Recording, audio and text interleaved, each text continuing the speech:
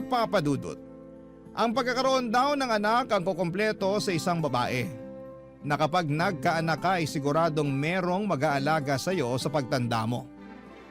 Paulit-ulit sa aking sinasabi ng mga kamag-anak ko na nasa edad kong 32 ay dapat na akong magka-baby dahil may expiration daw ang matres ng mga babae. Pero hindi ako nape-pressure sa kanila dahil to be honest ay hindi pa ako ganong kahandang magsilang at magpalaki ng isang bata. Saka wala na akong boyfriend, kakabreak lang namin itong January 2025 at nasa healing stage pa ako ng buhay ko. Sa totoo lang, ang programa ninyong Barangay Love Stories ang tumutulong sa akin para makapag-move on. Aliw na aliw kasi ako sa mga tampok ninyong istorya. Pero bago ang lahat ay magpapakilala muna ako. Ako nga pala si Jira, 32 years old at taga Marikina. Naisip ko magpadala ng sulat sa inyo hindi para ikwento ang epic fail kong love story, kundi para ibahagi ang istorya ng isa sa mga pinaka-malapit na tao sa buhay ko. At yun ay walang iba kundi ang utility staff namin sa opisina na nanay-nanayan ko rin, si Ate Selma. 53 years old at taga-Pasig. Hindi ninyo na itatanong ay avid listener talaga siya ng Barangay Love Stories at sa katunayan, siya nga po ang nag-introduce sa akin na pakinggan ko ito sa radyo hanggang sa na-discover ko na meron pala kayong uploaded stories online. Kaya nga minamarathon ko na nga ang inyong mga kwento. Tapos isang araw ay nakiusap sa akin si Ate Selma na tulungan ko siya magpadala ng sulat sa inyong programa. Gusto lang daw niyang makinig na basahin ni Papa Dudut ang kanyang storya. Magsisimula ang lahat taong 2023 kung saan ay kasamang nakatira ni Ate Selma sa maliit nilang apartment ang anak niyang si Oli. Kinakasama nitong babae at dalawa nilang mga batang anak, Papa Dudut.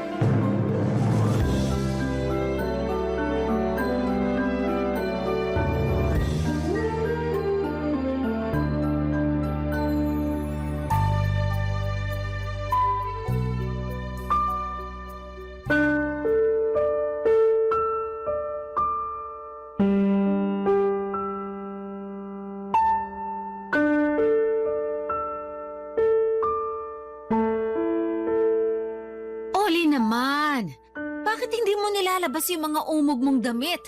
Namamaho na dun sa ilalim ng higaan nyo, oh. Kung hindi pa ako nagwalis-walis dun sa kwarto nyo hindi ko pa makikita yung gigitata nyong higaan. Ayan na naman kayo, Nay. Dami nyo na naman kuda. Wala na naman kayong preno. Paano di kukuda? Para ka pa rin bata umasta. Paano ba ako naging parang batang umasta 28 anyos na ako? Yun nga 28 ka na.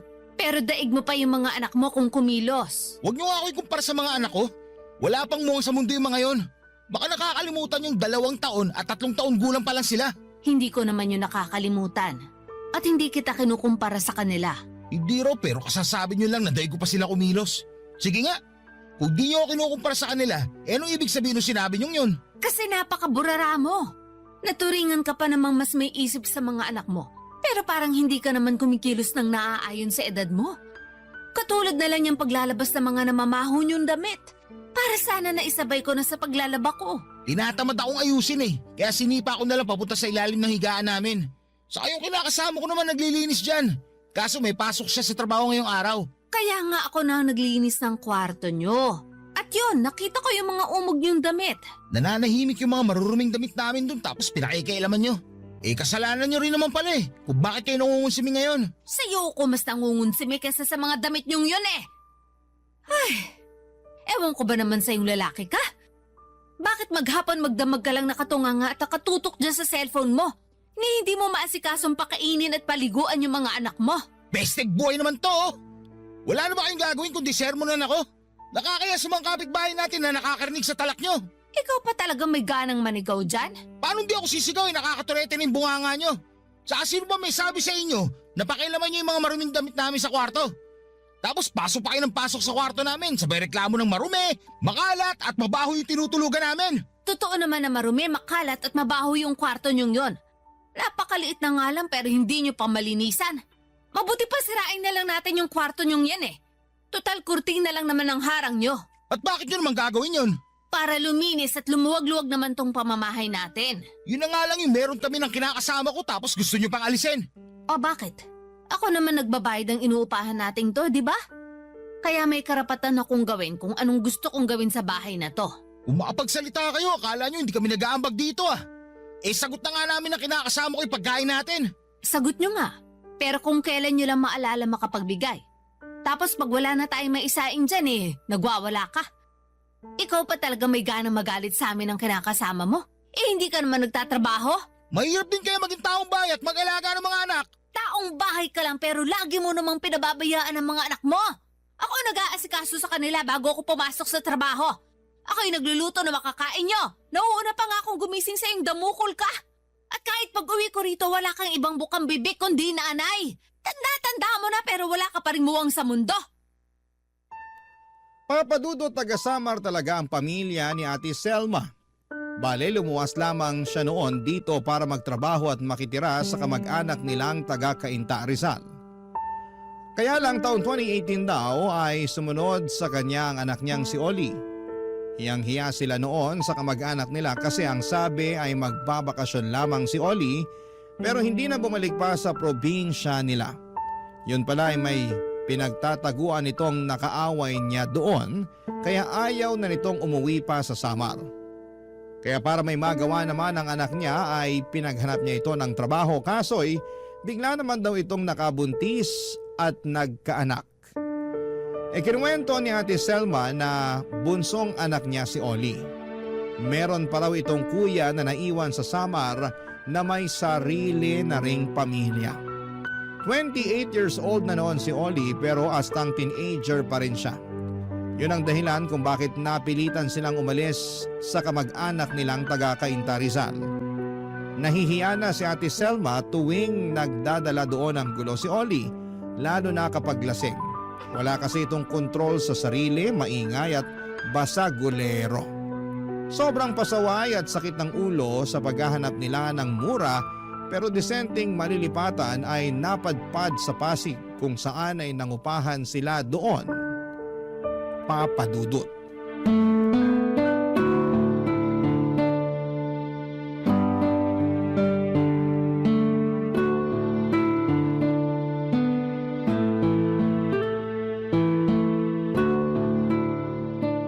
Jira anak, ilan bang kakainin mo?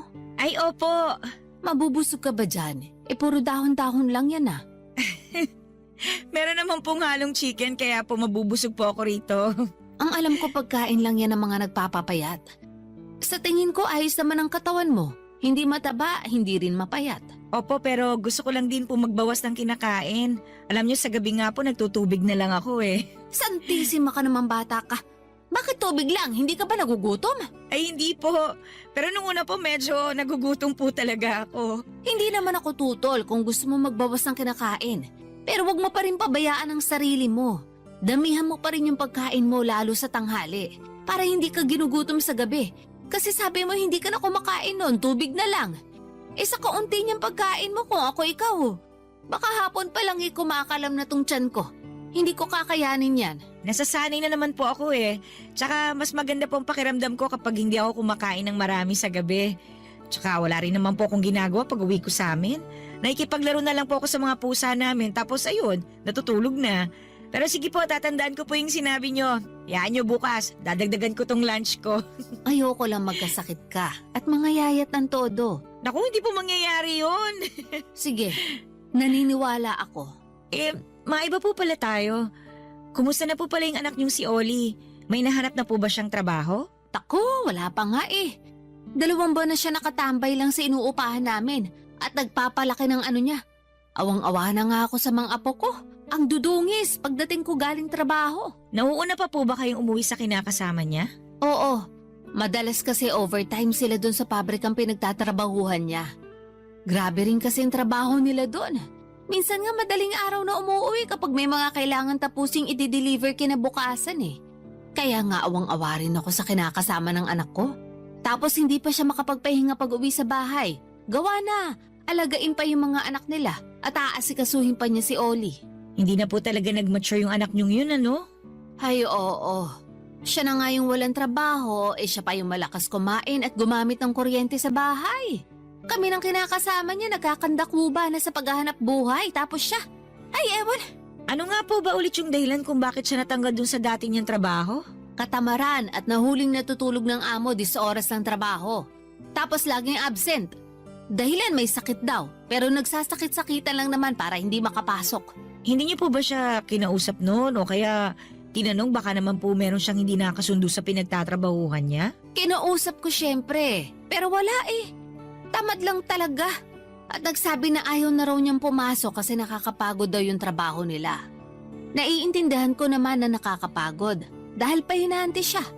Pero wala naman trabaho ang madali. Kahit nga yung ginagawa niyo sa opisina nakakapagod din, di ba? Ay opo, kaibahan lang mas pagod yung mga utak namin imbis na yung katawan. Yun nga, pero parehong nakakapagod pa rin yun. Mukhang gusto lang po yata ng anak niyo na sumweldo nang hindi nagtatrabaho. Ganun na nga. O di ba? Parang sintu-sinto lang. Sobra naman po yun. Sa totoo lang para talaga siyang sintu-sinto. Ay, ang malas-malas ko naman sa mga anak ko.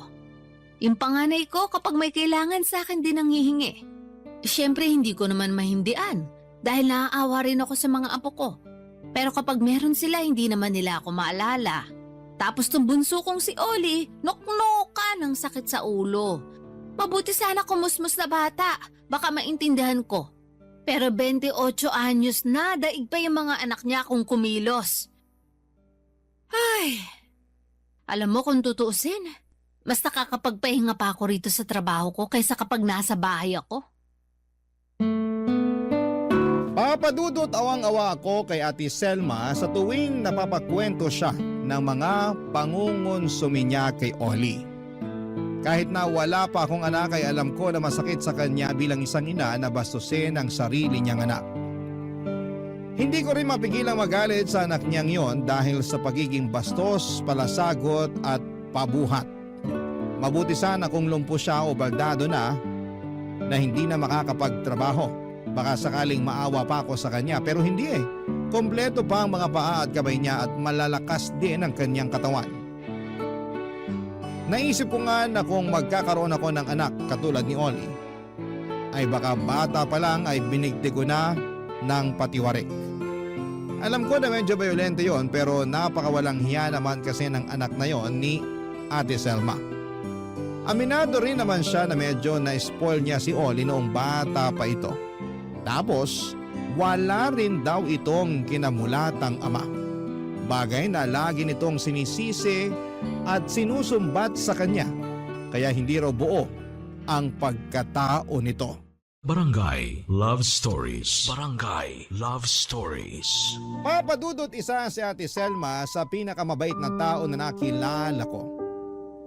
Masipag siya sa mga gawain nila sa company namin at bukod doon ay malinis at maayos din siyang magtrabaho. Gustong-gusto nga siya ng mga boss namin at ng iba ko pang mga katrabaho. Nagustuhan ko rin siya kaagad kaya hindi na nakapagtataka na naging malapit kami sa isa't isa. Siya na rin kasi ang nagsilbing nanay at tagapayo ko tungkol sa mga bagay-bagay sa buhay ko na hindi ko naman may babahagi sa tunay kong nanay dahil matagal na niya akong iniwanan.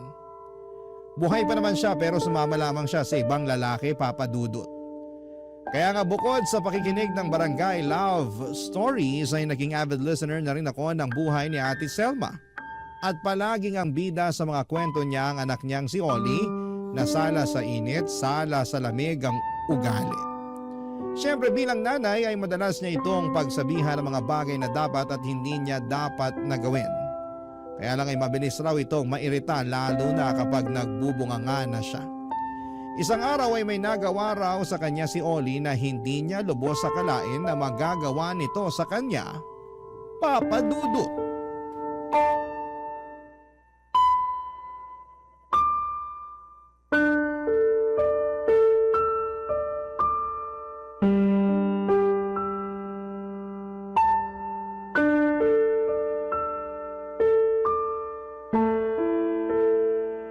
Oh, kain na. Nagluto na ako bago ako pumasok sa trabaho. Anong ulam? Tuyo tsaka noodles. Tapos may itlog dyan para sa mga bata. Tuyo na naman sa noodles? Ayos ah. Sakit sa batong aabutin natin dyan sa ulam natin na yan, Nay. Ang bihira oh. Hindi mo kailangang sumigaw. Tsaka bakit ka nagrereklamo? Eh di kung may pera dyan, bumili ka ng fried chicken. Kung meron man, sana kanina pa ako bumili. Kaso wala nga ako ni 5 butas dito. Kaya huwag kang magreklamo. Eh sa'yo lang ang kinain ng budget natin dito. Bakit? Di ka pa ba sumisweldo? Sweldo nyo na, di ba? Sumweldo na ako. Pero baka nakakalimutan mong nagbayad ako sa katrabaho ko nung cellphone na kinuha mo. Malaki rin ang kaltas namin kaya dun lang napunta lahat ang kinita ko. Pambihira naman buhay to, oh. Ano ba kasing ginaganyan-ganyan mo? Dapat nga magpasalamat ka pa sa akin dahil pinagluto ko na kayo na makakain ng mga anak mo. Tsaka hindi ka ba nakikinig? Nagbayad ako ng cellphone na kinuha mo. Ikaw ang kumuha at gumamit pero bakit ako yung kailangan magbayad? Parang hindi naman yata makatarungan yon. Alam niyo naman may pinaglalaanan yung sweldo namin na kinakasama ko, di ba? Saka malamang nanay ko kayo, anak niyo ako. Kaya kayo talaga dapat magbayad ng cellphone na kinuha ko. Reklamo kayo eh, ngayon nyo nga lang ako nakuna ng cellphone. Tagal ko nagtiis doon sa pamanan yung bulok na cellphone na dikipad. Saka, yun na nga lang kaligayahan ko, inaano nyo pa. Pero matanda ka na. Kaya mo na nga magtrabaho kaso hindi mo ginagawa.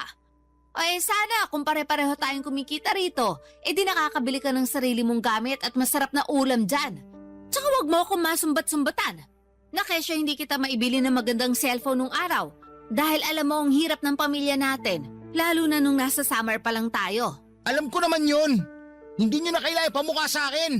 Bakit? Mayaman na ba tayo ngayon? Di pa naman, di ba? Mahirap pa rin tayo para sa kaalaman ninyo. Kaya tayo lalo naghihirap ng dahil sa katamaran mo. At mga maling desisyon sa buhay. O ba't ako na naman talaga sinisisi nyo? Malamang, sino pa pang gusto mong sisihin ko? Yung kapitbahay natin? Wala naman silang ginagawang mali. Yan ang dapat sa'yo, matanda ka. Bakit mo ako sinampal, Oli? Kasi masyado ka madaldal. Aga-aga naninermon ka na naman dyan. Pero nanay mo ko. Hindi mo ko dapat sinaktan. Masasaktan ka pa lalo sa akin kapag hindi ka pa nanahimik dyan. Napakasama mong bata ka. Ikaw ang masama. Kasi paulit-ulit mo na yung inuungkat yung mga kasalanan ko. Kaya paano ako makakausad dyan? Sige nga. Saka akala mo naman kung sino kang perpekto. Kasalanan mo rin naman kaya tayo mahirap. Bakit ko naman naging kasalanan yon? Basta, alam ka naman kasalanan ng kapitbahay, di ba? Alam mo may masisi ka lang eh. Ako nga lagi yung sinisisi. Kaya sisisihin ko rin kayo para patas lang. Napakabastos mo talaga, Oli. Hindi kita pinalaki at pinag-aral para ganituhin ako. Baka nakakalimutan mo magulang mo pa rin ako. Pero nakuha mo akong sampalin. Madadagdagan ko pa yung sampal ko sa inyo kapag hindi pa kayo nanahimik dyan. Buti pa, pagtimplan nyo na lang ako ng kape. Para naman sumarap-sarap tong almusal ko. Saka para may pakinabang ka. Magtimpla ka mag-isa mo. Ah, ganun ha? Gusto mo talaga masapak mukha mo no? Sige, halika rito para makita mo yung hinahanap mo. Papadudot kaya pala kinabukasan ay nakita ko na lamang na may black eye at ilang maitim na pasa si Ate Selma sa braso niya. Pinilit pa nga niya itong itago sa akin pero nahalata ko pa rin. Katwiran na lamang niya. Sa mga nagtatanong ay naaksidente raw siya. Nakasalanan niya raw kasi hindi siya naging maingat. Pero hindi ako kumbinsido at naniwala sa mga sinabi niya. Pero hindi ko muna kinompronta ng araw na yon si Ate Selma dahil baka hindi pa siya handa na magsabi sa akin. Mabilis na nagdaan ng 2 linggo saktong gumaling na ang black eye niya at iba pa niyang mga pasa sa katawan. Ay gano'n na lamang ang gulat ko nang may iniinda naman siyang pasos sa kamay. Naipagamot na raw niya yon bagaman masakit at sariwa pa rin pero hindi naman siya pwedeng basta-basta na umabsent sa trabaho ng dahil lamang doon. Malaki rin kasi ang mawawala sa kanila ng mga no work, no pay, papadudot.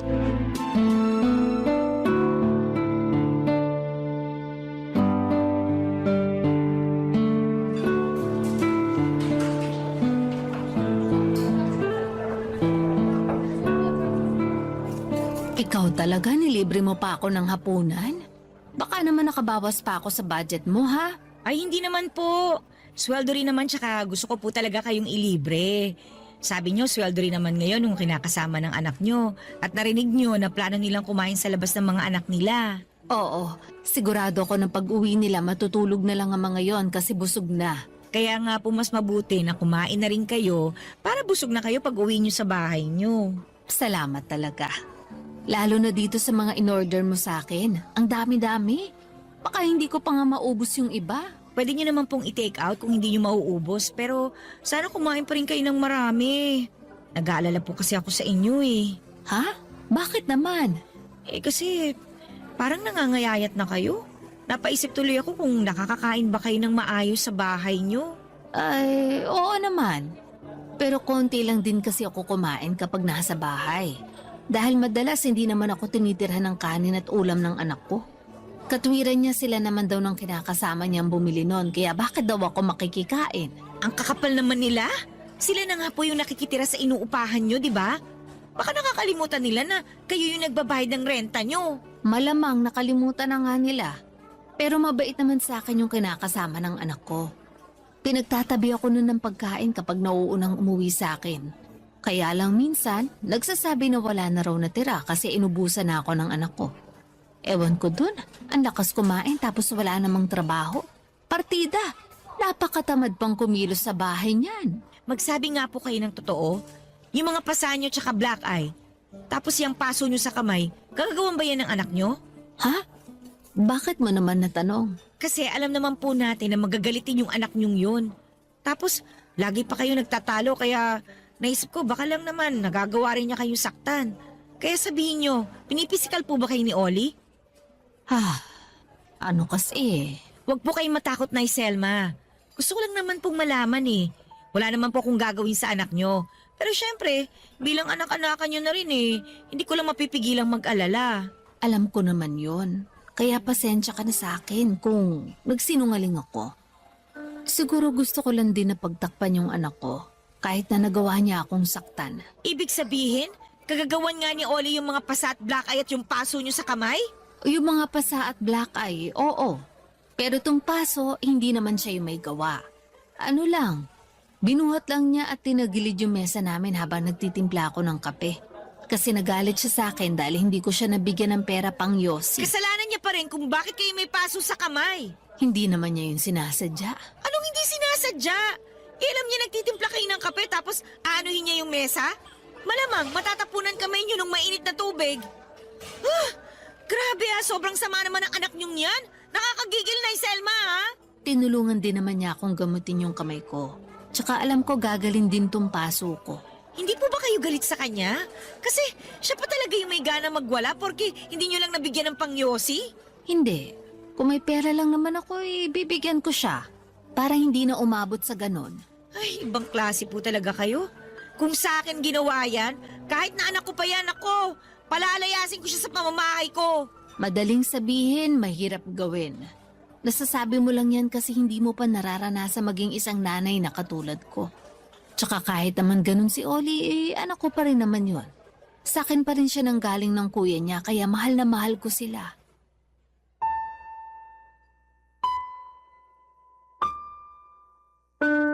Papadudot ang sakit-sakit para sa akin na makitang sinasaktan at inaabuso si Ate Selma ng sarili niyang anak.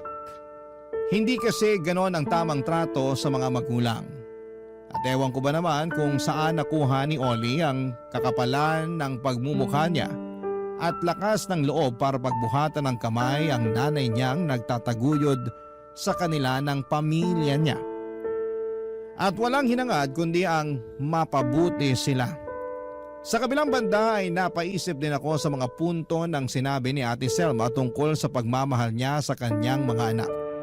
Alam ko naman na walang magulang ang kayang tiisin ng mga anak nila, pero paano naman kung meron ng pananakit at pang-aabuso?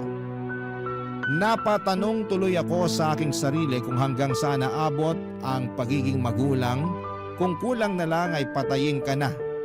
Hindi lang sa sama ng loob kundi sa pamimisikal na ginagawa ng sarili mong anak, Papa Dudut. Barangay Love Stories. Barangay Love Stories. Papa Dudut, laging sinasabi sa akin ni Aling Selma na mas maiintindihan ko raw ang pakiramdam niya bilang isang ina kapag nagkaroon na ako ng anak.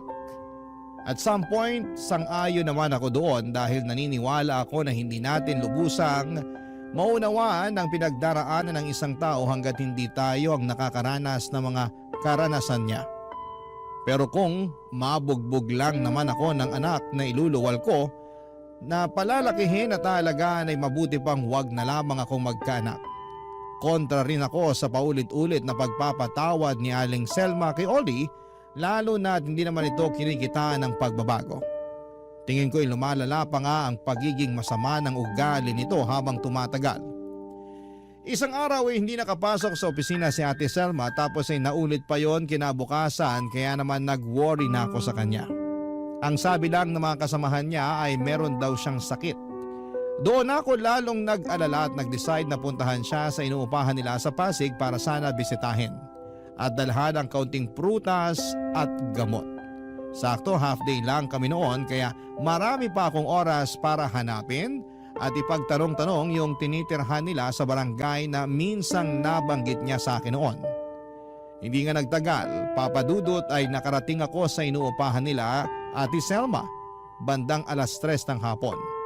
At gano'n na lamang ang gulat ko sa naabutan kong eksena, Papa Dudut.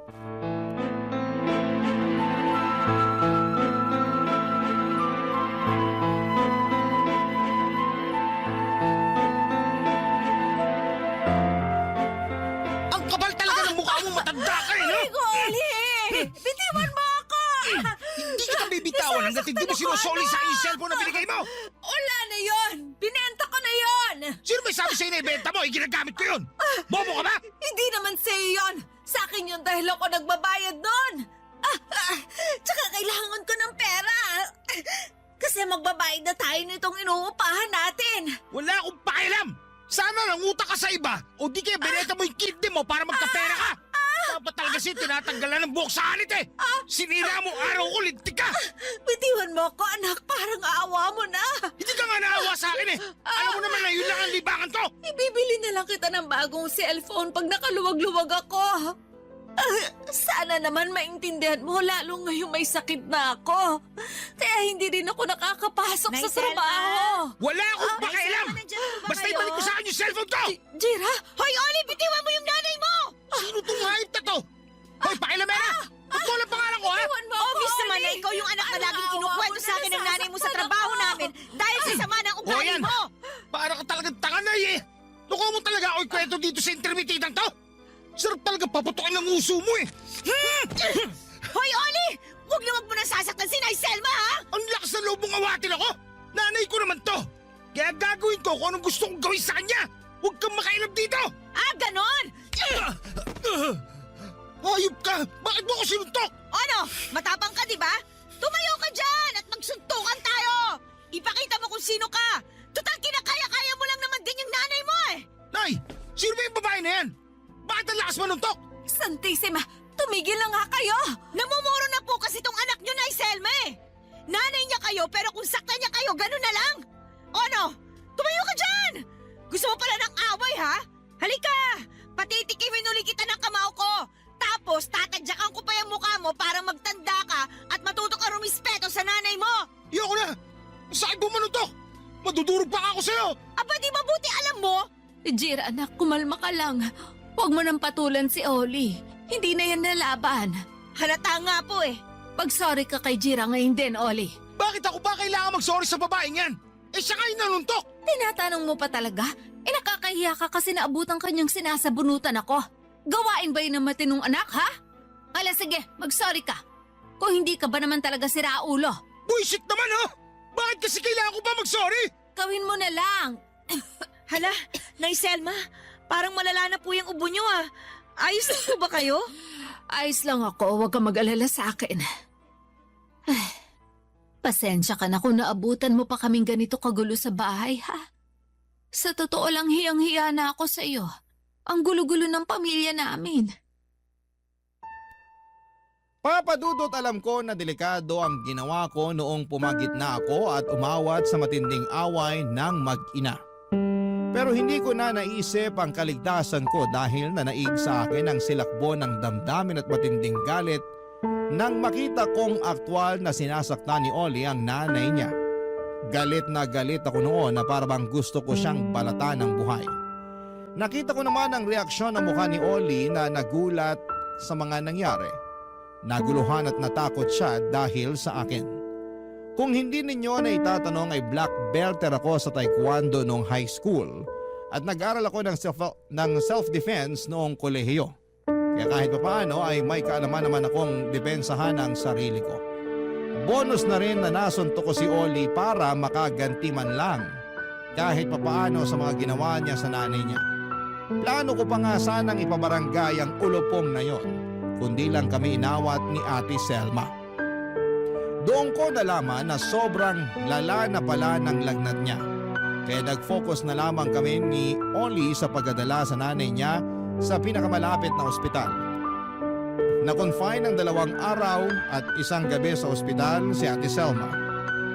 Pero mabilis din naman siyang gumaling kaya nakalabas na rin siya. Ako ang nagbayad ng bills at bumili ng mga gamot niya. Hiyang-hiya nga siya sa akin pero sabi ko ay wala yon. Masaya ako na tulungan siya at ang laki rin ang pasasalamat niya sa akin dahil 2 araw na raw talaga siyang tinitiis ang lagnat niya. Hindi siya makabili ng gamot at makapagpadoktor man lang dahil mas inuuna niya ang pagkain at iba pang mga gastusin ng kanilang pamilya, Papa Dudut.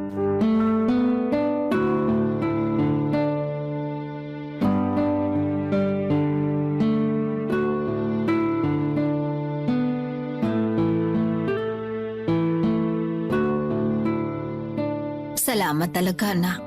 Kasi tinulungan mo ako dun sa pagpapagamot ko sa ospital. Nakakahiya lang talaga kasi napagastos ka pa sa akin. Wala po yun, Nay Selma. Tsaka kaya nga po ako pumunta nun sa inyo kasi alalang-alala na po ako sa inyo dahil 2 araw na kayong hindi nakakapasok sa trabaho. Kaso ayun nga, iba naman po yung naabutan ko. Ang lala. Tungkol sa bagay na yan, isa pang rason kung bakit ako hiyang-hiya sa iyo. Wala naman po kayong dapat ikahiya. Kung meron man dapat mahiya dito, yung anak niyong loko-loko. Nako, naalala ko na naman tuloy yung galit ko sa kanya eh. Pasensya na po kayo ha. Kasi kahit anak niyo siya, hindi ko pa rin siya kayang patawarin matapos yung ginawa niya sa inyo. May sakit na nga kayo oh. Tapos kung sabunutan pa niya kayo, kulang na lang mabunot yung mga buhok niyo sa anit niyo eh. Grabe talaga siya. Kaya nga lalong nakakahiya. Tapos ako naman, hinahayaan ko lang na ganunin niya ako. Na kahit sinasaktan niya na ako napapatawad ko pa rin siya dahil lang anak ko siya. Tama naman po yun. Pero hindi po kayo dapat pumayag na ginaganong kayo ng anak niyo. Napakabastos kasi nung ganon eh. Pero kumusta naman po siya ngayon? Baka naman po sinasaktan at binabastos pa rin niya kayo ha? Hindi na masyado pero paminsan-minsan may sinasabi pa rin. Pero hindi na katulad ng dati. Ewan, napansin ko lang na nung nakalabas na ako sa ospital biglang nagbago yung pakikitungo niya sa akin. Sabi ng kinakasama niya, nagsabi raw sa kanya si Oli na natakot daw yon nung na-ospital ako. Siguro, ayaw pa rin talaga ng anak ko na mamatay ako. Ayaw niya. Pero kung saktan kayo, kulang na lang tapusin niya ang buhay niyo sa sarili niyang mga kamay. Nako, kaduda-duda pa rin po yung sinasabing takot niya na mawala kayo. Hayaan mo na. Malakas ang kutob ko na nakakapag-isip-isip na rin yon, lalo nung nasuntok mo. Tingin ko natauhan nga yun dahil sa ginawa mo. Talaga po? Oo. Ikaw ba naman suntukin ng babae na mas malakas pa sa'yo? Ay, pero salamat kasi pumunta ka nung araw na yon. Baka kung hindi ka dumating ano na lang ang nangyari sa akin? Kaso, hindi ko pa rin po talaga mapigilang hindi mag-alala. Kasama niyo pa rin sa isang bubong yung anak niyong bayulente eh. Huwag kang mag-alala. Kasi sa oras na saktan na naman ako ni Oli, kahit na isang hibla pa yan ang buhok ko may kakalagyan na talaga siya. Saan po? San pa ba di sa bilangguan? Hihimasin niya dun yung rehas kapag sinaktan niya pa ako kasi namumuro na talaga siya sa akin. Suportado ko po kayo dyan.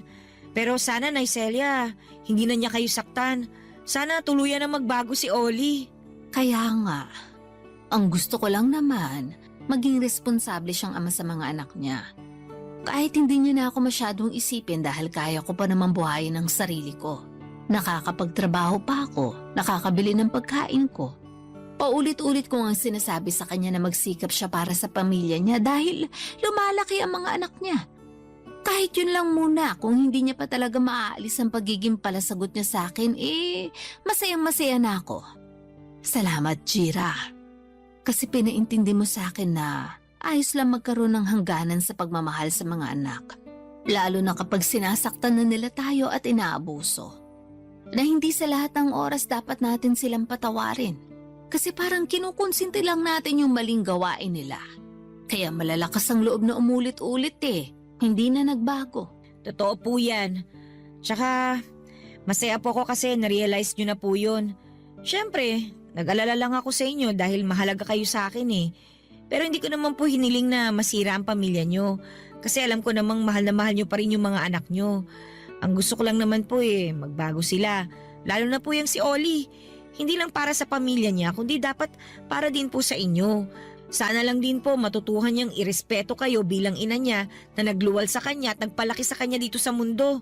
Naniniwala po kasi ako na kapag pinapakita mo na mahal mo ang magulang mo, nirerespeto mo, maraming mabubuting bagay ang darating sa buhay mo. Papadudot, masayang masaya ako dahil na-realize na ni Ate Selma ang kahalagahan niya hindi lang bilang nanay, kundi isang individual na hindi dapat sinasaktan at sa halip ay nirerespeto at ginagalang. Tulad ng sinabi ko ay wala akong ibang hiling kundi ang magbago na ang anak niyang si Oli tungo sa ikakaunlad ng pamilya niya. Dahil deserve naman ni Ate Selma na mahalin at alagaan ng sarili niyang mga anak. Sa kasalukuyan ay may trabaho na si Oli at base sa mga kwento ni Ate Selma ay malaki na raw talaga ang pinagbago nito. Ito na ang nagbabayad ng renta nila at hindi na rin masyadong sumasagot sa nanay niya. Gulat na gulat nga raw si Ate Selma sa pagbabago nito, pero masaya naman siya. Kasi ang tagal niyang hiniling na mangyari para sa anak niya ang pagbabagong yon. At syempre masaya din ako kasi feeling ko ay nakatulong talaga ang suntok ko noon kay Oli para matauhan siya. Biro lang. Pero kung totoo man yon ay hindi ako nagsisisi na sinuntok ko siya. Maraming salamat po Papa Dudut sakaling mapili po ninyong i-area ang sulat ko kung saan ay tampok ang storya ng buhay namin ni Ate Selma. God bless po sa inyo at sa mga kabarangay natin at palaging number 1 kayo sa puso namin, ang Barangay Love Stories. More power sa inyong station. Ang inyong forever kapuso at kabarangay, Jira. Dear Papa Dudut, just call me Ira, not my real name dahil marami akong kaibigan at kakilala na nakikinig sa inyong programang Barangay Love Stories. Sila nga rin ang nag-encourage sa akin na sumulat sa inyo para i-share ang parting ito ng buhay ko na hindi ko talaga makakalimutan. Yung part ng buhay ko na hindi ko ine-expect na mangyayari sa akin noon. Siguro ay narinig ko nabasa nyo na kung saan yung line na in this world, we have what we call a soul sibling. Not siblings by blood, but siblings by heart. Yung may bagong darating na tao sa buhay mo at hindi mo na napapansin ay sobrang gaan na pala ng pakiramdam mo sa kanya. Na para bang matagal na siyang bahagi ng buhay mo. Kaya wala ka ng kahit na anong tinagong lihim sa kanya. College fresh graduate ako noon nang makapasok ako sa isang media production company, Papa Dudut, bilang marketing assistant. Natuwa ako dahil pangarap ko rin talaga makapasok sa kumpanya na yon at hindi ko ine-expect na sa unang beses na pag-a-apply ko ay matatanggap kaagad ako. Kaya naman nangako talaga ako sa sarili ko na pagbubutihin ko ang trabaho ko, Papa Dudut.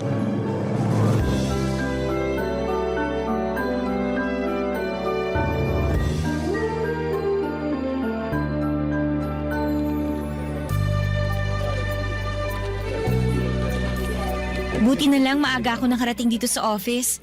Hindi ko kailangan magmadali sa pag-aayos ng mga gamit ko dito sa table ko. Ay. Hi! Ikaw yung bagong marketing assistant namin, di ba? Oo, ako nga. First day mo ngayon, tama? Oo, first job ko nga rin to eh. Ang galing mo naman! First job mo tapos dito ka kaagad nakapasok? Nagulat nga rin ako eh. Hindi ko rin in-expect na makakapasa ako sa interview tsaka sa mga exam na binigay nila sa akin. Minsan, binibase lang nila sa interview kung sino yung gusto nilang makapasok sa kumpanya na to. Feeling ko nga, malaking factor yung ganda ng mukha tsaka kutis mo eh. Kaya nakapasa ka sa interview. Uy, grabe, hindi naman siguro. Malakas ang pakiramdam ko na yun na nagpapasa sa'yo sa interview. Bonus na yung ginalingan mo rin sa mga naging sagot mo. Pero alam mo, ang ganda talaga ng kutis mo. Nagugluta ka ba? Naku, hindi. Nasa lahi lang talaga namin ng maputi. Talaga? Oo, never pa ako nag-try ng kahit na anong gluta kasi sa tingin ko, hindi ko na rin naman kailangan. Mukha nga. Ang puti at ang kinis kasi talaga ng balat mo. Ang daming nga rin nagsasabi sa akin yan eh. Pwede ka nga sumali ng mga beauty pageant eh, kasi ang tangkad mo rin. Akala ko nga naka-heels ka nung nakita kitang naglalakad papasok dito sa office kanina. Alam mo, ilang beses ko na rin narinig yan. Ano palang height mo? 5'6". Ang tangkad mo nga! Samantalang ako 5'2 lang. Pero buti na lang maaga ka ngayon kasi may oras tayo para makapagtsikahan. First day ko nga ngayon, kaya gusto ko na medyo maaga rin talaga ako. Para kahit paano mabawasan yung kaba na nararamdaman ko. Huwag ka masyadong kabahan kasi mabait naman yung ibang makakasama natin dito sa trabaho. Yung iba lang, tapos yung iba hindi na mabait? Parang gano'n na nga. Alam mo kasi, maraming plastic dito sa office natin. Ay, talaga ba? Oo! Yung tipong kakaibiganin ka kunwari. Pero kapag nakatalikod ka, ang dami nang sasabihin na hindi magandang bagay tungkol sa'yo. Grabe, nakakatakot naman dito. Kaya nga, mamimili ka lang ng mga taong kakaibiganin o kakausapin. Sa totoo lang, hindi naman kasi lahat dito sa opisina kinakausap ko. Takot din kasi ako magtiwala sa kanila. Yun na lang din siguro ang gawin mo para hindi ka masyadong magkaroon ng issue dito sa opisina. Hindi rin naman ako masyadong friendly. Kung hindi mo nga ako kinausap, malamang nakatulalaan na lang ako dito pagkatapos ko mag-ayos ng mga gamit ko at habang naghihintay ng oras ang shift ko. Naku, magkaiba pala tayo. Kasi ako naman, masyado ako madaldal. Pero dinadaldal ko lang yung mga tao na pakiramdam ko, makakasundo ko. Parang ikaw, feeling ko magiging close tayong dalawa kaya nilapitan at kinausap kita. Alam mo, yan din ang nafe-feel ko na magkakasundo tayong dalawa.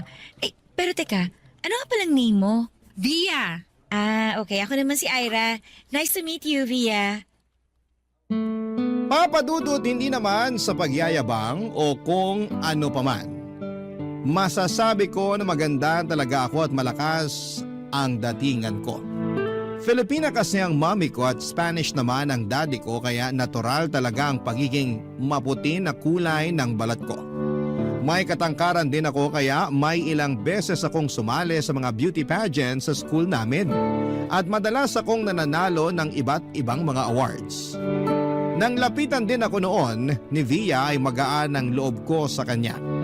Makwento kasi siya at ramdam ko na naa-amaze talaga siya sa itsura ko. Hindi naman pangit si Via, sa katunayan ay magaling siyang mag-ayos. Payat siya, morena ang kulay ng balat at blonde ang buhok niya. Pa-sexy din siya kung manamit kaya nakakaagaw din talaga ng atensyon. Pero gusto ko yung paraan ng pakikipag-usap niya sa akin. Para sa unang araw ko pa lamang sa trabaho ay nakahanap na kaagad ako ng kaibigan, Papadudot.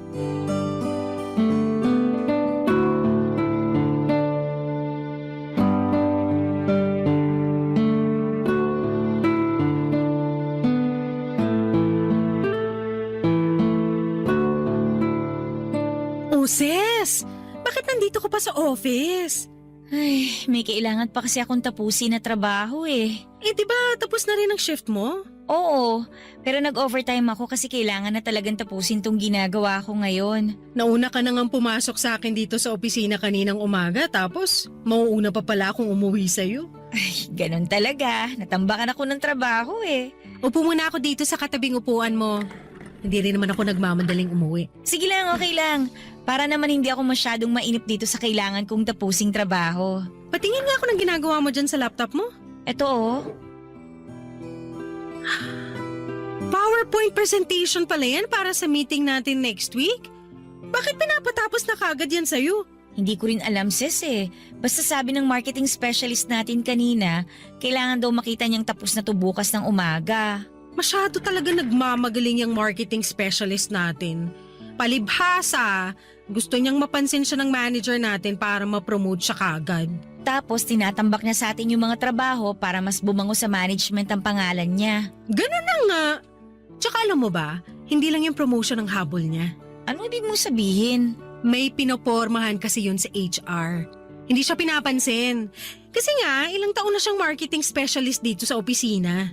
Teka, di ba may asawa at anak na yun?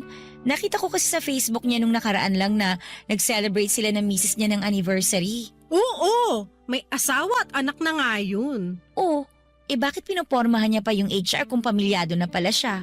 Alam mo, Ses, dapat nasasanay ka na dito sa opisina natin. Paanong dapat na masanay na ako? Uso kasi talaga dito sa kumpanya natin yung kung hindi ikaw ang kabit dito, ikaw naman yung may kabit dito. Seryoso? Oo, sobrang seryoso. Uy, grabe naman yan. Sobrang grabe talaga. Marami ka pa talagang hindi alam dito. Yung marketing specialist natin na yon, ilang beses na rin yung nagkaroon ng kabit dito. Mabilis lang din talaga siyang magsawa at magpalit ng kabit niya. Buti hindi pa siya nahuhuli ng misis niya. Nako, ilang beses na yung nahuli. Pero paulit-ulit lang din siyang pinapatawad ng asawa niya. Ay, ang martir naman ng misis niya. Ganun talaga. 4 na kasi yata yung anak nila kaya hindi mahiwalayan yung lalaki. Grabe talaga yung mga ganyang lalaki, no? Sinabi mo pa. Tsaka alam mo ba, hindi lang lalaki ang may kabit dito sa opisina natin. Meron tayong mga katrabaho dito na parehong pamilyado tapos kabit nila yung isa't isa. As in dito sa loob ng opisina natin? As in, dito mismo sa loob ng opisina natin. Nakikita mo yung babaeng nakaupo malapit dun sa office ng operational manager natin? Oo, Tsaka yung lalaking nakaupo sa katabing table niya. yung may suot na kulay blue na jacket? Oo, siya nga. Parehong may asawa at anak yung dalawa na yan. Pero pansinin mo mamaya, sabay na lalabas yan ng office natin kasi magche-check-in pa ang mga yan sa motel bago umuwi. Weh, hindi nga. Totoo ba yung sinasabi mo? Oo nga! Maniwala ka sa akin. Legit lahat ng mga impormasyon na naririnig mo mula sa akin, Ses. Papadudot matagal na sa kumpanya na yon si Via.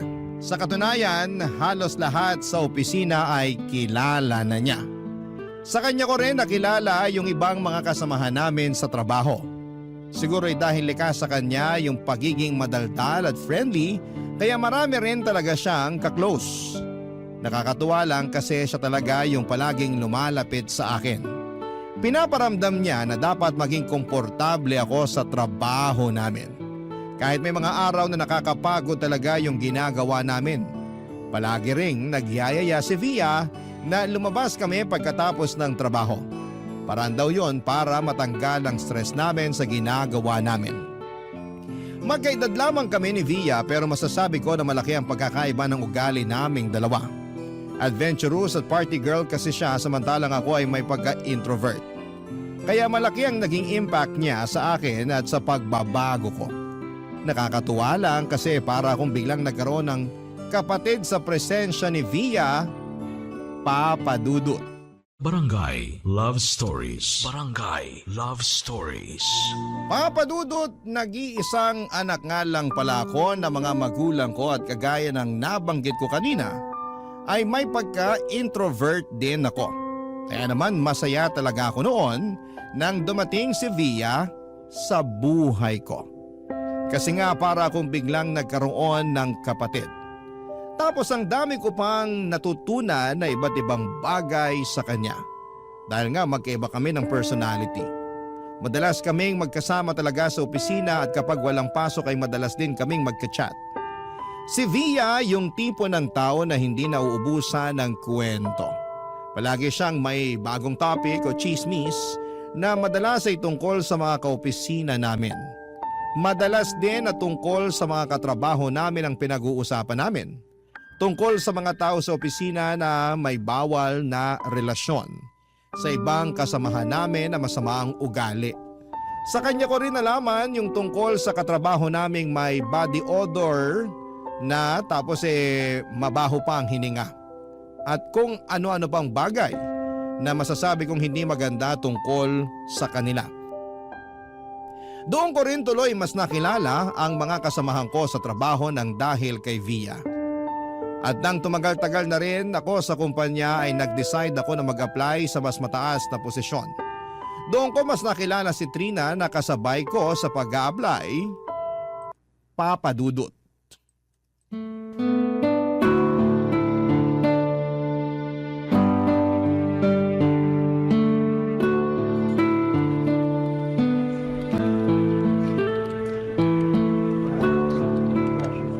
Grabe yung exam at interview natin kanina, no?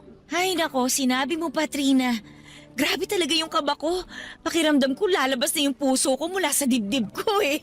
Ibang klase kasi yung mga tanong nila sa atin. Parang out of this world. Lalo na yung panel interview natin. Grabe talaga. Isa pa yan. Akala ko pinakagrabe na yung 3 solo interview ko sa mga iba't ibang boss natin. Mas grabe pala yung naging panel interview kasi 5 silang nakaupo sa harapan natin. May isang tanong nga dun kanina. Hindi pa ako tapos sumagot. Bigla namang nagbigay yung isang interviewer ng panibagong tanong. Ako, teka lang. Kasi hindi pa ako tapos sumagot, di ba? Tapos may panibagong tanong kaagad. Uy, pero ang galing mong sumagot sa mga tanong kanina, Ira. Hindi naman. Mas magaling ka pa rin sumagot sa akin. Grabe kaya yung Inglisan mo kanina sa panel interview natin. Muntik nang dumugo yung ilong ko. Dinaan ko na nga lang sa English kahit hirap na hirap akong intindihin yung tanong eh. Buti ka nga, ang galing mo mag-English eh.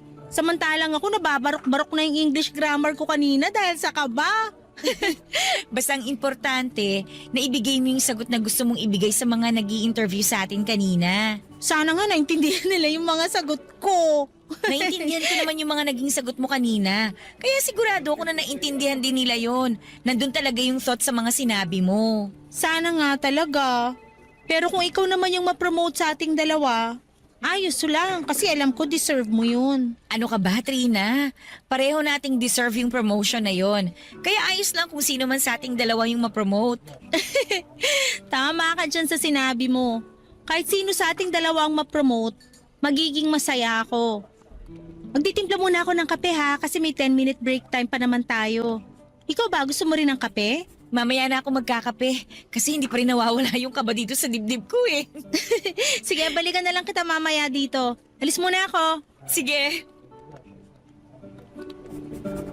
Uy, sis! Kumusta ang panel interview mo? Okay naman. Sobrang nakakakaba. Kasi ang hirap ng mga naging tanong ng mga nag-interview sa amin. Sabay kayong in-interview ni Trina, di ba? Oo, tapos 5 yung nag-interview sa amin. Ang dami pala! Oo nga eh. At ang dami rin naming kaba kung alam mo lang. Uy, in fairness, ang galing din talagang sumagot ni Trina, ha? Uy, magaling! Eh sa pagsasend nga lang ng email, madalas na may mali sa English grammar niya eh. Napansin ko nga rin yan. Pero minor lang naman yung mga mali niya. Tsaka naitatama rin naman kagad kapag sinasabihan ko siya o ng iba nating katrabaho. Basta, sigurado ako na hindi siya matatanggap. Ang laki kaya ng lamang mo sa kanya. Sa ganda pa lang, wala na siyang sinabi sa'yo. Hindi naman ganda yung labanan sa posisyon na ina-applyan namin. Ano ka ba? Kahit na lamang ka sa kanya sa maraming bagay. Kapag hindi ikaw ang na-promote, ewan ko na lang talaga, sis.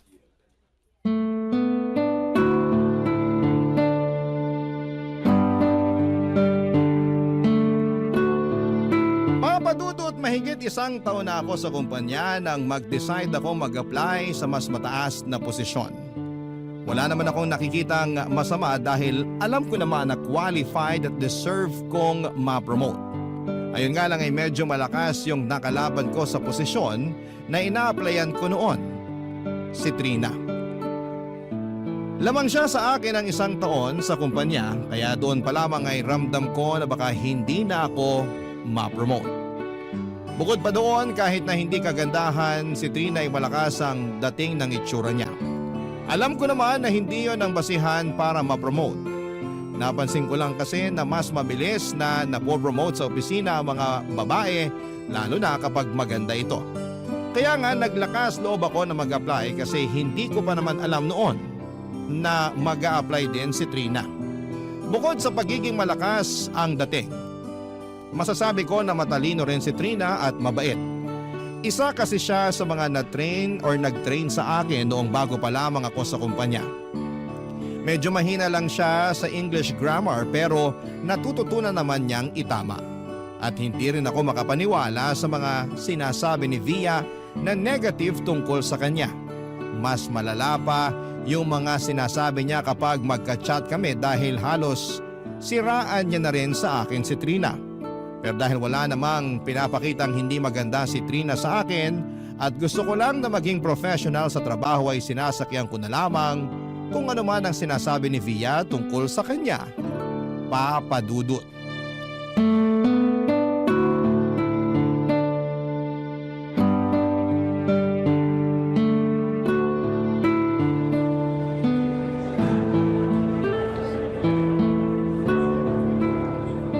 Ses, ito oh. Binilhan kita ng leche flan kasi alam ko na paborito mo to.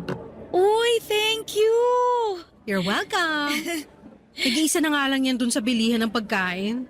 Buti naunahan ko yung katrabaho natin na nakapila din sa kantin. Nakita ko kasi na iba na rin ang tingin niya sa leche flan na yan. Nako, kung nakita ko to kanina, bibilin ko rin to kagad. Alam ko.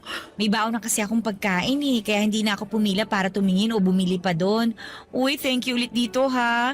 Ang tagal ko na rin nagkikrave sa leche flan Ikaw din talaga ang naalala ko nung makita ko yung leche flan na yan. Uy, pero alam mo ba, may bago kong chika sa'yo. Ano yun? Naalala mo yung dalawang office mate natin na parehong may asawa at anak? Tapos kabit nila yung isa't isa? Oo, yung malapit ang pwesto sa office ng operational manager natin. Sila nga! O ano naman ang tungkol sa kanila? Ayun! Nahuli na ng mga asawa nila. Aba, mabuti naman kung ganon. Alam ko nga medyo trending sila sa social media ngayon. Ha? Bakit? Pinost kasi nung asawa ng office mate nating lalaki yung screenshot ng mga chat nila nung kabit niya. Ayun! Nag-trending agad sina bakla. Uy, nakakaloka naman yan. Ay naku, sinabi mo pa sis. Kaya nga ang alam ko, pareho na sila nagpasa ng resignation letter kahapon lang. Hindi ko lang alam kung ano ng plano nila sa relasyon nilang dalawa. Sana naman itigil na nila yung pangangabit. Kasi kawawa din yung mga asawa tsaka anak nila Sana maisip nila yan. Pero mukhang mga walang konsensya yung mga yun kaya hindi yan papasok sa mga isip nila. Ay, oo nga pala. May isa pa akong chika, sis. Oh, ano naman yun? Ang dami mong baon, ha? Ganun talaga para mabusog tayo sa mga chika. Pero ayun nga, narinig ko na usap-usapan ng ibang office mate natin na ikaw na raw ang mapopromote, sis. Para namang malabo mangyari ang chika na yan, sis. Bakit mo naman nasabi yan? Kasi nga, magaling din naman talagang sumagot si Trina dun sa naging panel interview naming dalawa. Sabay kasi kami na in-interview nun, di ba? Kaya nakita ko tsaka narinig ko lahat ng mga naging sagot niya. Pinagtatawanan nga siya ng ibang katrabaho natin. Bakit naman? Kasi nga, barok palagi ang English niya. Uy, pero maganda ang thought ng naging sagot niya, ha? Maganda nga, hirap naman mag-compose ng message sa email. Tsaka alam mo bang tawag sa kanya ng ibang kaopisina natin? Ano? Chocolate crinkles. Teka, bakit chocolate crinkles? Sobrang kapal kasi maglagay ng foundation ni Trina sa mukha niya. Mabuti sana kung magkasing ganda at kinis kayo ng kutis, pero hindi. Mulain ang kutis mo sa kanya, sis. Para siya nagbumukha maduming basahan kapag magkatabi kayo. Uy, grabe ka naman. Kanina lang mukha siyang chocolate crinkles, tapos ngayon basahan na? Gano'n naman kasi talaga ang itsura niya. Ang tsaka na, ang kapal pa mag-makeup. Hindi ang mga ganong itsura ang gustong i-promote ng boss natin. Kaya ngayon pa lang, congratulations in advance na kagad sa promotion mo, sis!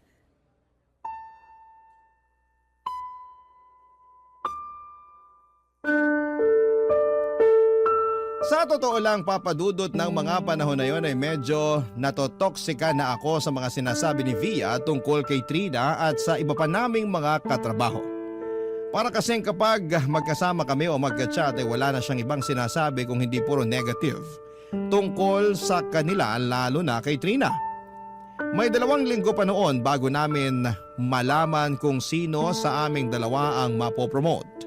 At wala siyang kahit na anong ibang ipinakita kung hindi yung pagiging professional at mabuting katrabaho. Pero si Via ay napakaraming negatibong sinasabi tungkol kay Trina lalo na kapag magka-chat kaming dalawa.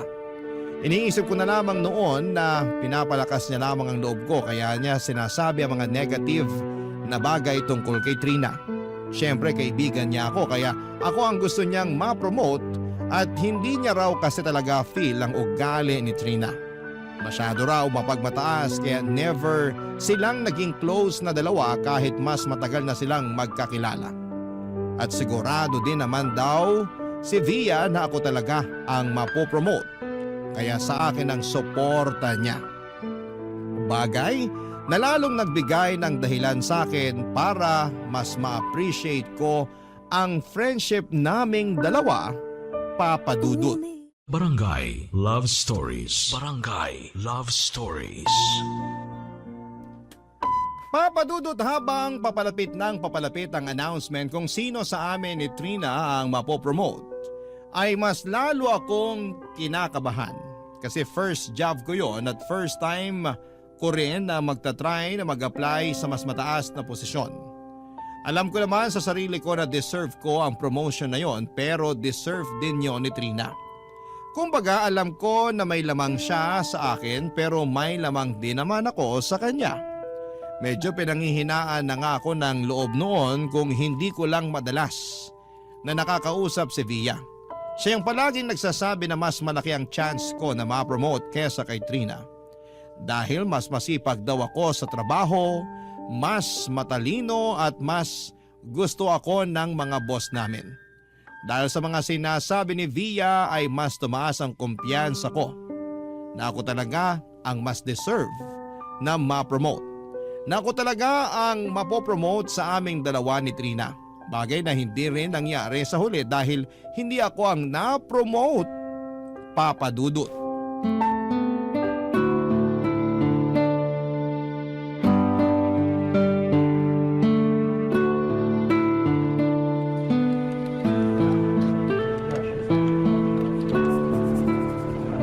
Trina, congratulations sa promotion mo ha. Thank you, Ira. Grabe, hanggang ngayon hindi pa rin ako makapaniwala. Buong akala ko talaga ikaw yung mapopromote. Ako naman, in-expect ko na talaga na makukuha mo yung promotion. Kasi nakita tsaka narinig ko kung paano ka sumagot ng panel interview natin. Ikaw kaya yung mas magaling sumagot nun. Nakita ko kung paano na-amaze yung mga interviewer natin sa mga naging sagot mo eh. Kung na-amaze talaga sila sa akin, ako dapat yung pinromote nila. Kaya ikaw talaga at ang mga sagot mo nakakuha ng atensyon nila. Alam mo, sa totoo lang, nahihiya ako sa'yo, Ira. Oh, bakit naman? Ba't ka naman mahihiya sa akin? Hindi lang ako sa'yo nahihiya kung hindi pati na rin sa ibang kaopisina natin dito. Kasi nga, akala ko talaga, ikaw yung mapopromote. Ang dami ko na kayang narinig dito sa office natin na ikaw na talaga yung ipopromote ng mga boss natin. Ang dami nag-e-expect na ikaw na yung mapopromote bilang marketing coordinator. Ano ka ba, Trina? Ako nga in-expect ko na ikaw talaga yung mapopromote eh. Magkakaiba rin tayo ng expectation dito. Kaya hindi ka dapat mag-guilty o makaramdam ng hiya. Dapat nga maging proud ka. Kasi alam mo sa sarili mo na pinaghirapan mo yung promotion na yan. Ang bait mo talaga, Ira. Ano ka ba? Nagsasabi lang ako ng totoo. Trina, gusto ko raw makausap ng manager natin kaya pumunta ka na raw dun sa office niya. Ah, sige, salamat, Pia. Ira, thank you uli ha. Usap na lang tayo mamaya. Okay, congrats ulit ha. Ira, thank you ulit ha. Usap na lang tayo mamaya. Plastic. Uy, baka may makarinig sa'yo at sumbong ka kay Trina. Totoo naman kasing plastic siya kaya never ko talaga siyang kinaibigan. Alam mo, mukha namang mabait yang si Trina eh. Bigyan mo lang ng chance na makilala siya at baka magkasundo rin kayong dalawa. Naku, hindi ako nakikipagkaibigan sa mga plastic na kagaya niya. Ikaw talaga? Minsan umiiral yung pagiging judgmental mo, no? Magkaiba yung judgmental sa magaling kumilala ng isang tao. Tsaka alam ko na kung bakit naagaw sa'yo ng Trina na yan ang promotion na dapat para sa'yo, Ses. Ha? Anong ibig mo sabihin? Ikaw talagang dapat na mapopromote at hindi yang si Trina. Bakit mo naman nasabi yan? Nakarating kasi sa akin yung chika kung bakit at paano siya na-promote. Naagaw niya lang naman sa yung promotion kasi pumayag siya na makipag one night stand sa isa sa mga nag-panel interview. Uy, totoo ba yan? Oo! Legit na legit tong chika ko at hindi lang to basta chismis. Pero paano mo naman nalaman yan? May nakakita kay Trina kasama yung isa sa mga nag-interview sa inyo na pumasok sa isang motel na malapit dito. Ang lakas nga raw ng loob ni Trina, sis. Kasi hindi man lang daw nag-request na dalhin siya sa mas malayong motel. Yung malapit pa talaga dito sa opisina natin. Kaya yun, may nakakita sa kanilang dalawa. Grabe naman yung ginawa ni Trina para lang makuha ang promotion na yun. Yung promotion na dapat para sa sis. Noong una pa lang talaga, wala na akong tiwala sa Trina na yan. Ramdam ko na agad kung gaano siya ka-plastic at hindi ako nagkamali sa pakiramdam ko na yun.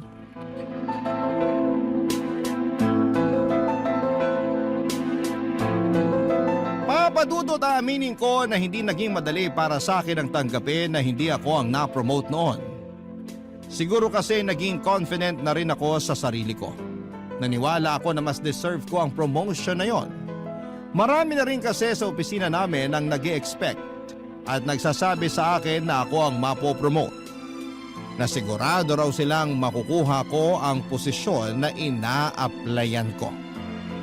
Pero syempre sa kabila ng bigat ng nararamdaman ko noon ay hindi ko yon pinakita kanino man sa kanilang lahat. Palagi lang akong nakangiti lalo na noong binati ko si Trina para sa promotion niya. Nang mga panahong yon ay wala akong ibang kinausap tungkol sa sama ng loob ko kundi si Via lang. Dahil ayokong maging issue yon sa office. Madalas na sa chat na lamang kami nag-uusap at sinabi ko lang kay Via na nalulungkot ako kasi hindi ko nakuha ang promotion. Ang sabi niya mas deserve ko naman daw talaga ang promotion.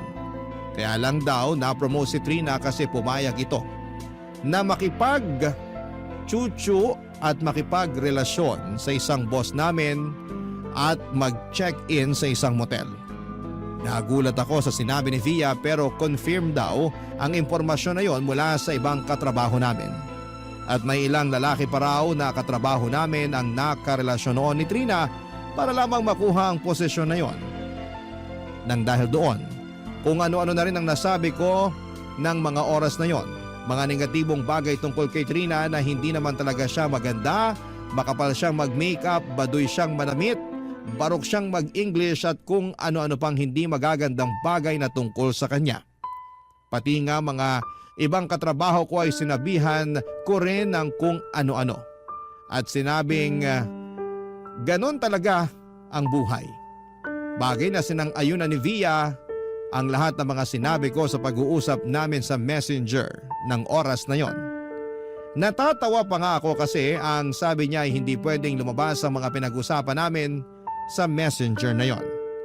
Ang sabi ko naman kaya hindi kami pwedeng mag-away. Sumagot naman si Via na kahit kailan ay hindi kami mag-aaway kaya walang sekreto ang makalalabas. Papadudot.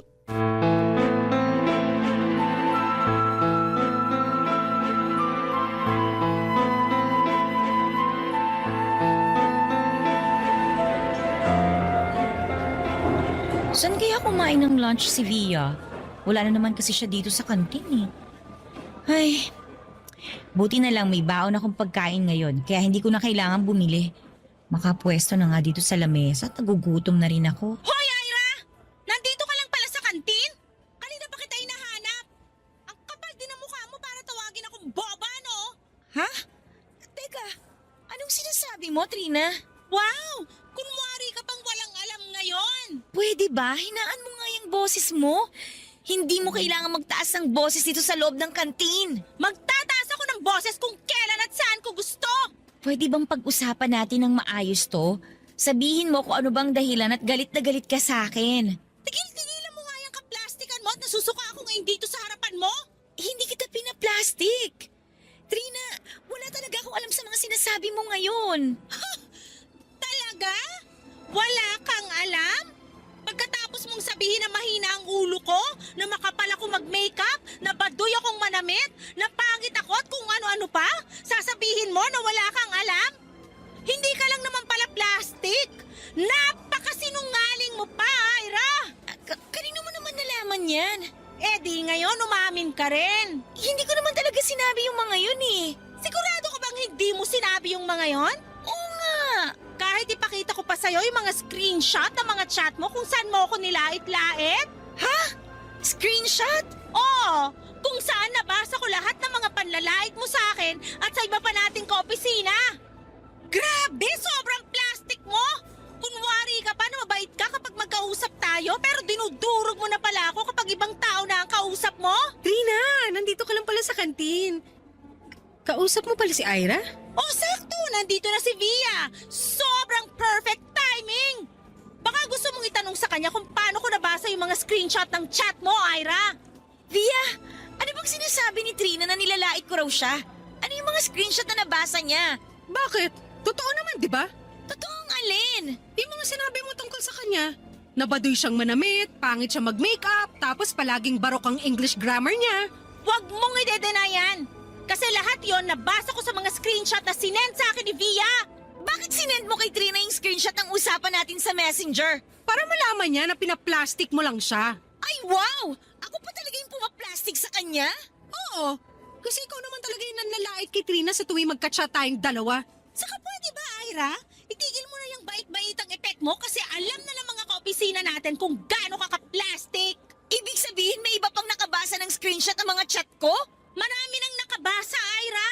Marami nang nakakaalam sa office natin kung gaano kabaho yung ugali mo. Alam na rin nilang lahat kung ano-anong panlalait ang sinabi mo tungkol sa kanila.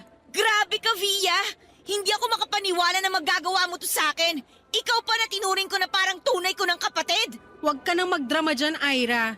Pinakita ko lang naman sa kanila kung anong totoong ugali mo. Wow! Sana lang pinabasa mo sa kanilang lahat yung chat natin. Hindi yung ako lang yung pinagmukha mong masama sa lahat. Dapat pinabasa mo rin sa kanila yung mga pinagsasabi mo tungkol kay Trina. At kung talagang maraming plastic na nagkalat ngayon, mukha mo yung pinakamakapal na plastic na nakaharap ko sa buong buhay ko. Papadudot isang linggo pagkalipas ng mga pag-uusap namin ni Via at paglalabas ko ng sama ng loob sa kanya, ay bigla ko naramdaman ang pag-iwas niya sa akin. Pero hindi ko binigyan yon ng ibang kahulugan. Ang nasa isip ko ay baka may pinagdaraanan lamang siya na personal na problema kaya hindi niya ako masyadong kinikibo. Ayun pala, may iba na siyang binabalak o ginagawa noon. Sobrang nagulat talaga ako sa pagsugod na ginawa sa akin noon ni Trina. Hindi ako makapaniwala sa mga naririnig ko mula sa kanya. Hindi ko rin naman ma-deny kasi totoo ang mga sinasabi niya tungkol sa screenshot na mga nabasa niya. Totoo lahat ng mga nabasa niya na sinabi ko. Pero alam niyo po kung saan ako pinaka nagulat. Sa ginawa ni Via. Yung ginawa niya na pagpapakalat ni Trina ng screenshot ng pag-uusap naming dalawa. Si Via ang pinagkakatiwalaan at tinuturing ko na parang tunay na kapatid ko, Papa Dudut. Ang nakakatawa na nakakainis pa doon ay nakita ko ang mga screenshot na yon at deleted ang part ng mga sinabi niyang hindi maganda tungkol kay Trina at sa iba pa naming mga katrabaho. Puro mga sinabi ko lang na hindi mga magaganda ang mababasa mo doon. At sa totoo lang ay gusto ko ring ilabas noon ang original. Walang crop o hindi edited na screenshot ng pag-uusap namin ni Via. Gusto kong malaman nila na hindi lang ako ang may mga sinabing hindi maganda tungkol sa kanila. Na hindi lang ako ang nanlait sa mga katrabaho namin, pero hindi ko ginawa dahil hindi ako ganon kababa na tao kagaya ni Via. Hindi ko kayang gawin yon sa kanya. Mula nang kumalat ang screenshot sa office namin ay naging usap-usapan ako ng mga katrabaho ko. Nawalan ako ng peace of mind sa loob ng opisina dahil ramdam ko at alam ko na pinag-uusapan nila ako palagi. Hindi ko na rin sinubukan pang kausapin pa si Via. Wala naman akong dapat pang sabihin o itanong sa kanya. Dahil na-realize ko na lahat pala ng ginawa niyang paglapit sa akin ay planado. Lumalapit siya sa mga taong nakakaangat sa aspeto ng buhay. Gumagawa siya ng paraan para mapansin ang mga ito at nang na-promote nga si Trina, ginamit niya ang screenshot ng pag-uusap namin para mapalapit dito. Nag-decide na ako noon na mag-resign na labang sa trabaho para sa sariling peace of mind. Hindi ko na kasi kayang magtrabaho at makasama ang mga katrabaho ko. Mabuti na lamang mula noon ay hindi ko na sila nakita pa at blinako na rin sila sa mga social media account ko. Na-realize ko rin na hindi natin basta makikilala ang mga bagong tao na papasok sa buhay natin. Kahit gaano pa kaganda o kabuti ang ipinapakita nila sa atin. Hindi natin masasabi na maganda rin ang intensyon nila sa atin. Kaya dapat na kilalanin muna nating mabuti ang mga tao na papapasukin natin sa buhay natin. Hanggang dito na lamang po Papa Dudut at sana'y nakapag-iwan ako ng aral ang kwentong ito sa ating mga kabarangay. Ang inyong forever kapuso at kabarangay, Ira.